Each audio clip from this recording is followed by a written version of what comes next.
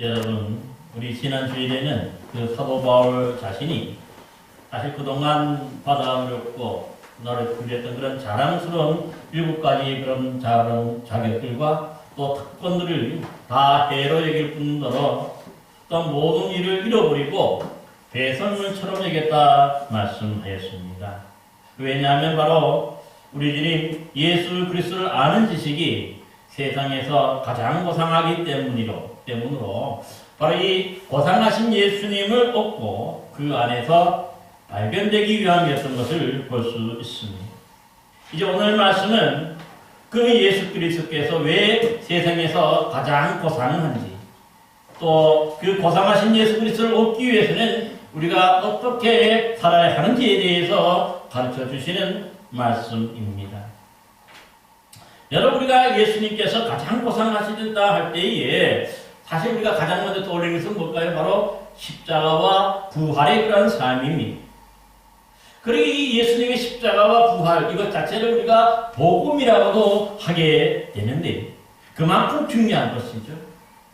그래서 우리가 보통 보면요, 이 십자가와 부활, 이 죽음과 부활이라는 것 자체가 뭐 2000년 전에 이루어졌던 어떤 역사적인 사실이나 어떤 교리로만 우리가 이해해서 머리로만 우리가 받아들이는 것, 이게 진짜 지식은 아닌 것이죠.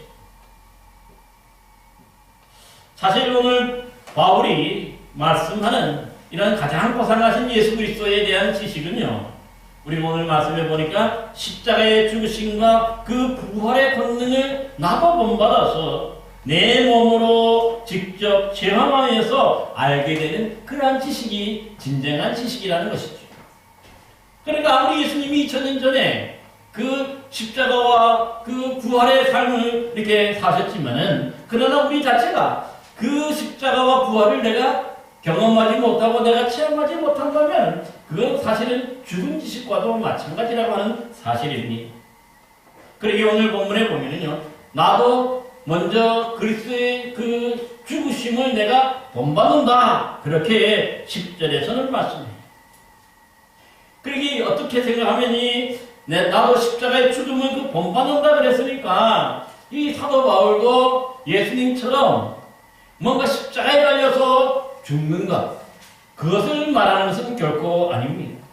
여기서 말씀하는 죽음을 본받는다 하는 것은요, 자신의 목숨을 끊는 것이 아니라 자신이 그동안 누려왔던 그런 7가지 자랑스러운 이런 특권들을 자신이 뭡니까? 죽음에 이르게 한다고 보았기 때문에 그것을 배설물처럼 버리고 배설물처럼 뭡니까? 여기는 것. 그러니까 그 자체를 버리는 것 자체가 죽음이라고 말씀하는 것을 볼 수가 있습니다. 왜냐하면 이러한 것들이 버려져야, 이러한 것들이 내가 뭡니까? 잃어버려져야 내가 예수 그리스도 안에서 새로운 생명으로 다시 부활의 권능을 덧입을 수가 있기 때문입니다. 여러분이 우리가 이 죄라는가, 우리가 그동안 해왔던 그런 잘못된 것들, 이런 것들이 버려지고 이런 것들이 죽어야 어떻습니까? 우리가 예수 안에서 새로운 삶을 얻게 되고 내가 예수님 안에서 새로운 믿음의 삶, 부활의 권능을 얻게 되는 것입니다. 그러게 우리 신앙인들, 저와 여러분 모두도 사실 이런 뭡니까? 우리의 누려왔던 그 모든 것들을 버리고 또 우리가 그동안 특권을 우리가 자랑해왔던 이 모든 것들을 다 버려야 돼요. 그 다음에 우리가 뭡니까? 예수 그리스도 안에서 새로운 삶, 뭔가 이 거듭난 그런 새로운 삶을 우리가 체험하게 되고 또 우리가 경험하게 되는 것입니다. 근데 오늘날 문제는 뭘까요? 바로 오늘날 우리 그리스도인들의 문제는 부활만 하려고 그러지 죽으려고 하지 않는다는 것에 문제가 있습니다.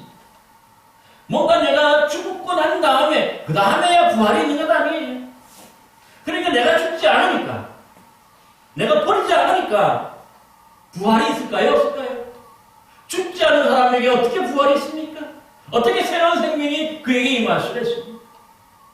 사실 새로운 생명은요, 내가 죽을 때에 나의 모든 그동안 이루어왔던 이 모든 것들을 내가 뭡니까? 버리고 내가 거기에 대해서 죽을 때에 그래야만이 내가 예수님처럼 새로운 삶, 또 예수 그리스도 안에 새 생명을 얻어서 하나님의 자녀로 살아가게 될 수가 있을 줄로 믿습니다.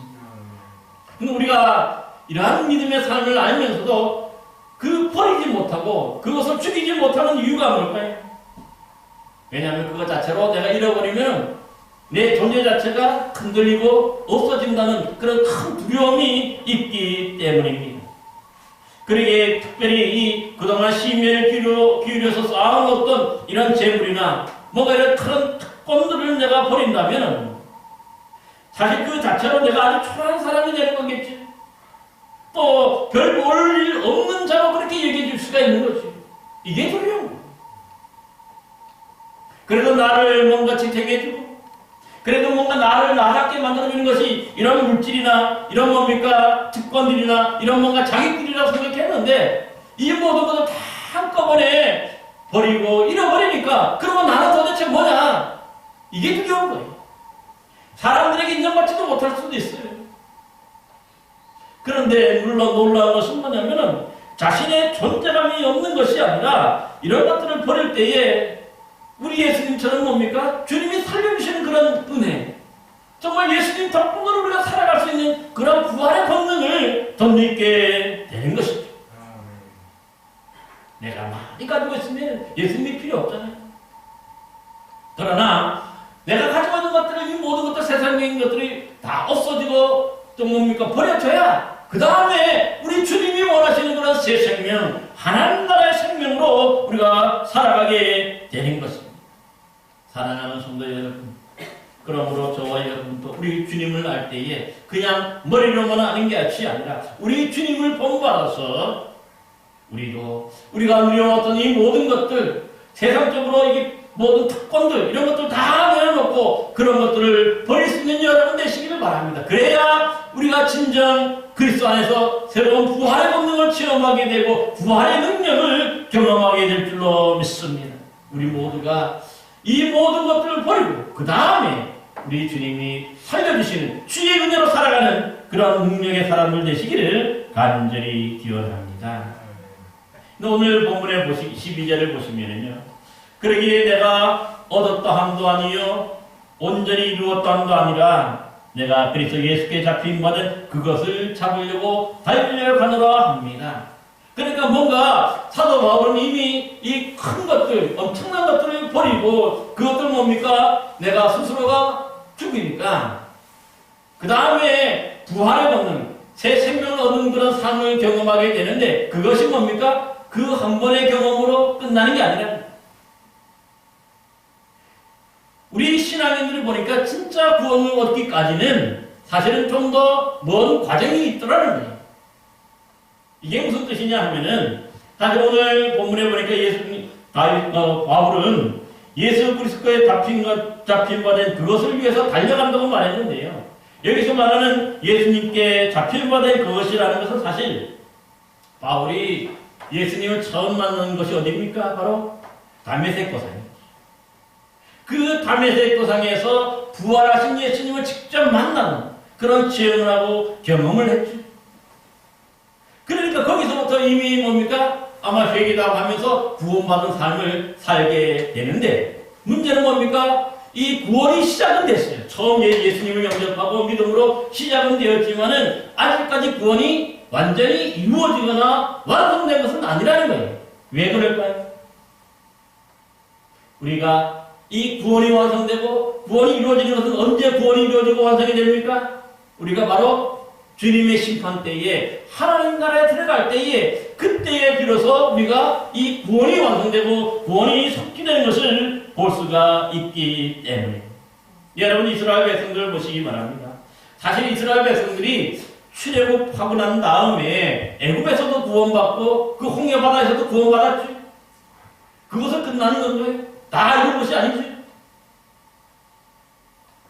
애굽에서 구원받고 홍해바다에서 구원받은 그들에게 남아있는 삶이 어디입니까? 바로 적과 꿀이 흐르는 약속의 땅, 가나안 땅까지 또 가야 되잖아요.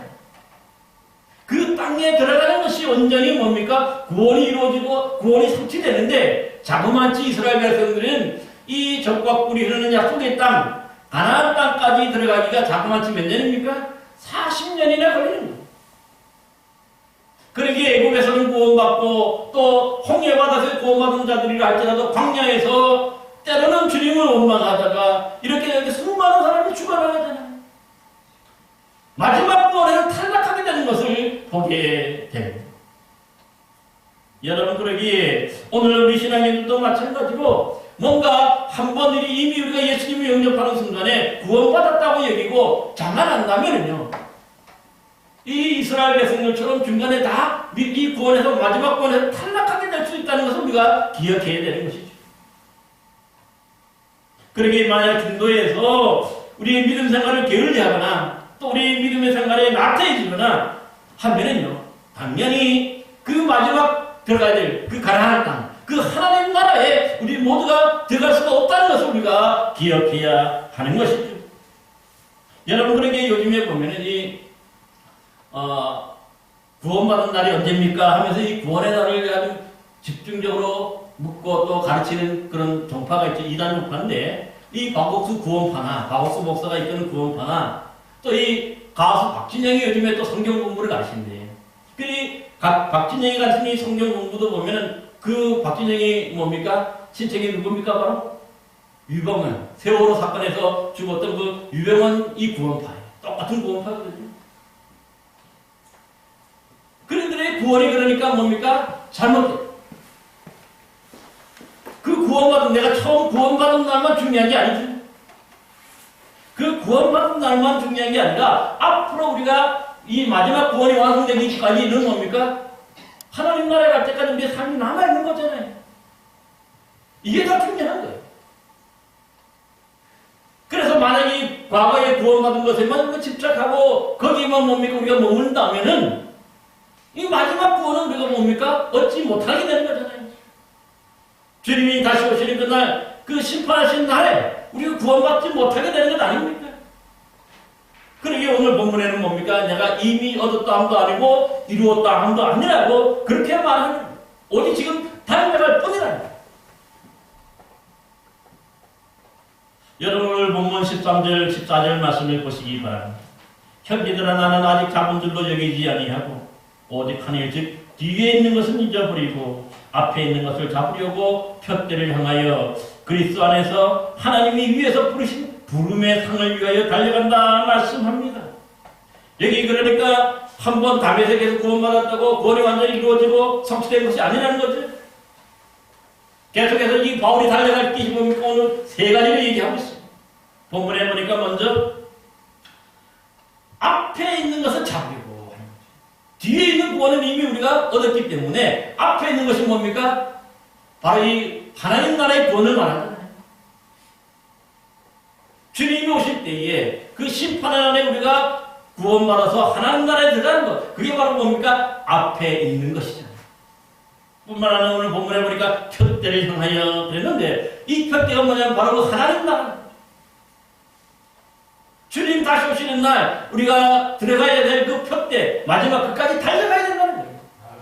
만약에 우리 중간에서 이게 달려가지 않고 중간에 멈추거나 쉬거나 후퇴한다면은 결국 이 구원을 받지 못하게 되는 것 아닙니까? 또 뿐만 아니라 오늘 본문에 보니까 세 번째로 하나님이 부르신 부름의 상을 위하여 그래서 하나님이 위에서 부르신 부름의 상이 뭐예요? 바로 구원이잖아요. 하나님의 나라잖아요. 이게 같은 말이지만은 그만큼 세 번 보면 강조하고 우리가 지금 여기 머물러 있으면 안 된다는 거예요. 지금의 내 신앙생활에 만족하면 안 된다는 거예요. 과거에 내가 잘했던 그런 믿음 생활에 만족하면 안 된다는 거죠. 우리가 마지막 구원을 얻기까지, 그 푯대까지, 하나님 나라까지 우리가 뭡니까? 더 열심히 신앙생활에서 달려가야 된다. 끝까지 가야 된다. 그러기에 이 부름의 상을 위해서 마치 당시에 이 마라톤 경기의 선수처럼 계속해서 쉬지 않고 마지막 지점까지 달려가야만이 하나님이 부르신 그 상을 받게 된다는 것을 말씀합니다. 그러니까 이것 자체가 마라톤 경기가 자그마치 얼마 정도 될까요? 42.195km, 40리, 그러니까 100리가 넘어가요. 그까지 쉬지 않고 달려갔을 때에 최종적으로 승리한 자들에게 그 상을 주기 위해서 이름을 부르는 거죠. 그 시상자가, 그 그 경기 주최자가 어떻게 합니까? 그 우승한 사람을 이름을 부르는 거예요. 1등 부르고 2등 부르고 3등 부르겠죠. 그럴 때 그게 바로 뭡니까? 부름의 삶. 그러니까 이것을 마치 이 모습이 우리 신앙생활의 모습과 똑같다고 본 것이죠. 그래서 우리가 지금 달려가야 될 것이 이 땅이 아니죠. 지금 구원받는 것이 목적이 아니죠. 우리의 최종적인 목적은 어디입니까? 하나님 나라죠. 주님이 식발하신 그날 우리가 주님의 이름에 우리의 이름 한 명 한 명을 부를 때 호명되어서 하나님 나라에 들어가야 되잖아요. 이 모습이 마치 이 육상 경기를 하는 마라톤 경기를 하는 선수와 같은 모습으로 묘사하는 거죠. 그러니까 중간에 뒤돌아보거나 힘들거나 아프다 해가지고 멈추면 되겠습니까? 이거 멈출 수가 없는 거예요.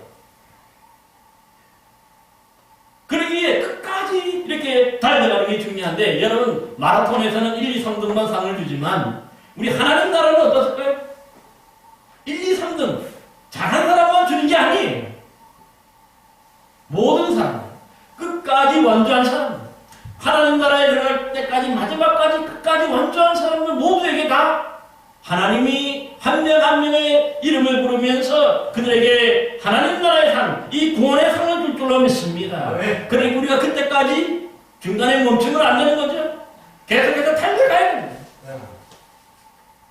여러분, 그러기에 오늘 본문에서는 뭐라고 말씀하냐면은 이 하나님 나라에 달려갈 때까지, 도착할 때까지 우리를 달리지 못하게 하는, 얽매이게 하고 힘들게 하는 그러한 것들이 있다고 말씀해요. 여러분 13절 보시기 바랍니다. 중간에 보니까 오직 한 일, 뒤에 있는 것을 잊어버리고, 여러분 여기 오직 한 일, 즉 뒤에 있는 일은 뭘까요? 바로 우리가 지나온 과거의 삶. 무슨 뜻이냐 하면은 여기 내가 이미 이룬 것이죠. 그러니까 신앙생활 잘 할 수도 있어요.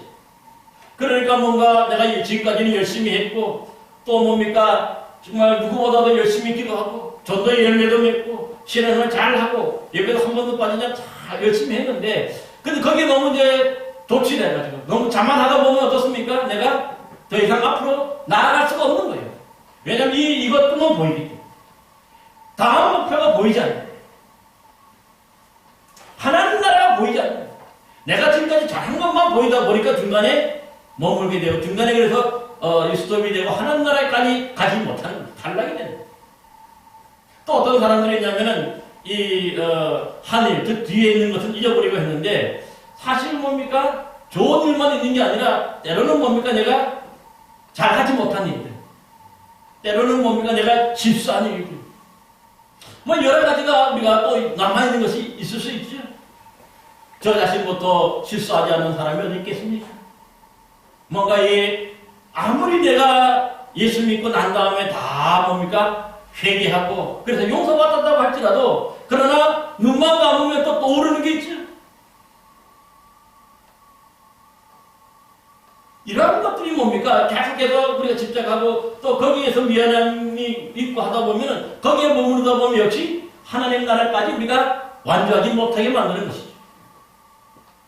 그래서 여기서 잃어버린다 했는데, 사실 과거의 기억이 자신의 관심을 빼앗아서 앞으로 한 걸음도 나가지 못하게 방해하고 막는 것, 그게 뭡니까? 잊어버려요. 그걸 잊어버려요. 단절시키는. 여러분, 그러기에 사실 오늘 본문을 기록한 사도 바울을 보시기 바랍니다. 사도 바울은 분명히 이 담의 세계에서 예수님을 만나고 난 다음에 그의 삶이 완전히 변화되어서 정말 이방인의 사도로서 지금까지 열심히 전도하는 삶을 살았습니다. 그렇지만은요, 이에게 또 일평생 뭡니까? 이 사도 바울을 괴롭힌 것도 한두 가지가 있어요. 그러니까 이런 것들 때문에 할 때마다 무거운 것이 되는데, 여러분, 첫 번째로 이 바울의 일평생 그를 괴롭히고 얽매였던 것 중에 하나가 바로 사도행전 7장 8절에 기록된 초대교회인 예루살렘 교회의 집사로 있었던 사람이 누굽니까? 바로 스데반인데, 이 스데반을 주의 복음을 전한다고, 예수 그리스도의 복음을 전한다고 잡아다가 돌로 쳐서 죽이는 장본인이 바로 누구냐면 이 바울이죠. 그런데 그 아마 예수 믿고 난 다음에 가장 먼저 회개하는 일이 이 일일 수도 있어요. 뿐만 아니라 이 스데반만 그렇게 돌로 쳐 죽인 게 아니라 초대교인이 예루살렘 교회 자체를 쑥대밭으로 만든 장본인이 누굽니까? 이 8장에 보면 전면 야같이 이 싸나운 야수가 그 모든 것들 뭡니까? 막 파헤치고 들이박하는 거죠. 수많은 그래서 이 예루살렘 교회 성도들을 잡아다가 옥에 가두고 그들 때리고 욕하고 모욕했던 사람이 누구냐면 바로 이 바울. 그러니까 그가 이 아무리 회개하고 아무리 용서받아도 두고두고 뭡니까? 거기에 대한 마음이 있는 거예요? 없는 거예요? 잊을 수가 없는 거죠. 아무리 잊을 수가 없는 일이 되는 것을 볼 수가 있습니다. 그러기에 사도 바울은요, 이 고린도전서 15장에 보면은 자신을 사도로 부름받을 자격이 없는 자라고 그렇게 고백합니다. 그만큼 뭡니까? 자신이 예루살렘 교회를 많이 박해했던 장본인이기 때문에. 또 뿐만 아니라 사도행전 26장에서도 보면은요, 자신이 강제로 그리스도인들을 욕하게 하고 또 교회를 핍박한 것이 사실이라고까지 또 고백해요. 몇몇 군데 더 나옵니다. 그러니까 뭔가 분명히 하나님께 회개하고 또 용서받았다고 생각하지만은 그럼에도 불구하고 계속해서 이것이 뭡니까? 정말 이 평생을 갚아도 못 갚을 그러한 뭡니까? 박해를 저지르고 나쁜 일을 저질렀기 때문에 두고두고 그를 괴롭히는 거예요. 네가 과연 사도로서 자격이 있느냐? 이렇게 과거에 핍박했던 사람이에요. 예수 믿는 사람을 이렇게 잡아 죽였던 사람, 너가 어떻게 그 자격이 있느냐? 그러고 할 때마다 뭡니까? 스스로 믿음이 나아가지 못하게 하고 뒤로 물러가게 만들잖아요. 그래, 맞아. 나는 자격이 없는 사람이야. 이런 자괴감이 드니까 스스로가 무너지는 거죠. 그래서 앞으로 달려가지 못하도록 방해하는 것이 됐던 것도 볼 수가 있는 거죠. 또 한 가지가 있어요. 이건 학자들이 얘기하는 건데, 사도 바울이 그리스도를 얻기 위해서 잃어버린 것 중에 한 가지는 또 자신의 가정도 포함되었을 것으로 봅니다. 여러분, 성경에 이제 신약 성경이 사도 바울이 한 13개 또 3권을 썼지만은 그 중에 자기 자신의 가정에 대해서 언급된 게 있습니까? 이상하게 많지요. 왜 그럴까요? 사실 잘 아는 대로 이 바울은 예수님을 만나기 전까지, 영접하기 전까지는 율법의 여심인 바리새인이었고 또 뭡니까? 랍비였어요. 하나님의 말씀을 가르칠 수 있는 자격증이 있는 그런 랍비로 살았던 것도 볼 수가 있습니다. 근데 이 탈무드의 규정에 보면은 모든 랍비는 결혼하지 않으면 안 된다 하는 그런 규정을 두고 있습니다. 그래서 대부분이 예수님 당시에도 보면은 이 랍비라 하면은 적어도 18살 될 때까지 일찍 결혼할 수밖에 없었던 거죠. 의무적으로. 그러면 사도 바울이 이렇게 여러분과 사도행전에도 보면 회당들이나 여러분들 찾아다니면서 그때마다 뭡니까? 가서 설교하지. 랍비로서의 삶을 사는 거예요. 그러면 그런 랍비가 되었다는 것 자체가 뭡니까? 이미 바울은 과거에 18살이면 다 결혼해야만이 랍비가 될 수 있었기 때문에 이 결혼했다고 볼 수가 있는 거죠. 그래서 여러분이 고린도전서 8장 같은 데도 보면은요, 베드로와 바나바와 자신의 아내를 데리고 다닐 권세가 있는 줄 아느냐? 우리도 있다고 얘기해요. 그런데 살짝 보면 뭡니까? 자신도 아내를 데리고 다닐 수 있는데 지금 못하고 있다는 거지. 그 이유가 있어요. 왜 그럴까요?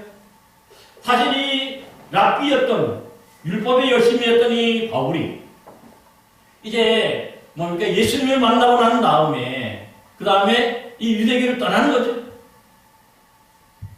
이 유대교를 떠나니까 그 유대교의 열심이고 율법의 열심이었던 그 가족들, 특별히 그 아내를 그래서 모두가 다 이단자라고 여겨서 당연히 바울이 버리는 게 아니라 그 가족들이 바울을 버려요. 단절시키는 거죠. 우리 자식이 아니라고 얘기하고 내 남편이 아니라고 하고 다 떠나가는 거예요.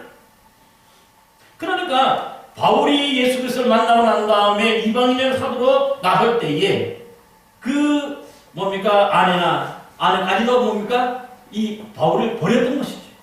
내 남편은 아니라고 해요. 하지만 한 번 결혼해서 그래도 이렇게 버림받았다고 할지라도 어떻습니까? 그 일이 지울래야 지울 수가 없잖아요. 여러분들 성경에 보면요, 신약 성경 그거 어디에도 바울이 죽을 때까지 다시 결혼했다는 기록이 없는 거죠. 그 이유도 바로 뭡니까? 이미 결혼을 경험해 봤기 때문에, 아내가 있었기 때문이라고 다들 학자들은 얘기합니다. 그러니까 어떤 뜻이냐 하면은, 뭔가 이 예수 그리스도 안에서 발견되고, 뭔가 예수님을 주님으로 영접하고, 주 안에 새로운 생명으로 살아가는데, 문제는 뭡니까? 자신의 정말 헤어진 그 아내, 잊을래야 잊을 수가, 평생에 잊을 수가 없겠죠. 그러니까 거기에 대한 미안함도 있을 것이고, 또 뭡니까? 또 그리움도 있을 것이고. 그러나 성경에 보면 한 번도 이런 가정이나 아내에 대한 표현이나 언급이 전혀 없는 것을 볼 수가 있어요. 그만큼 뭡니까? 어떻게든 그는 이제 뒤에 있는 것을 잃어버려야, 이런 것들을 잊어버리고 앞을 향해 나가야 되기 때문에 그럴 거예요. 왜냐하면 지금의 담에색에서 주님을 만났다고 모든 것이 구원이 이루어지고 완성된 것이 아니라 앞으로 하나님 나라 될 때까지 자기가 믿음의 선한 싸움을 싸워야 했기 때문에 그러한 것임을 볼 수가 있는 것이죠. 여러분, 그러기에 오늘 본문 13절에서 이러한 것들 뭡니까? 다 잊어버려야 됩니다. 그래야 앞으로 남아있는 그 하나님 나라까지 그 믿음의 달리기, 믿음의 경주를 다 할 수가 있기 때문인 것을 볼 수가 있는 것이죠. 오늘날도 마찬가지입니다. 사실 누구나 뒤돌아보면 좋은 일도 있지만 또 뭡니까? 잊을래야 잊을 수 없는 그런 일들도 마음에 남아있어요. 부끄러운 일들도 남아있어요. 지워지지 않는 거죠.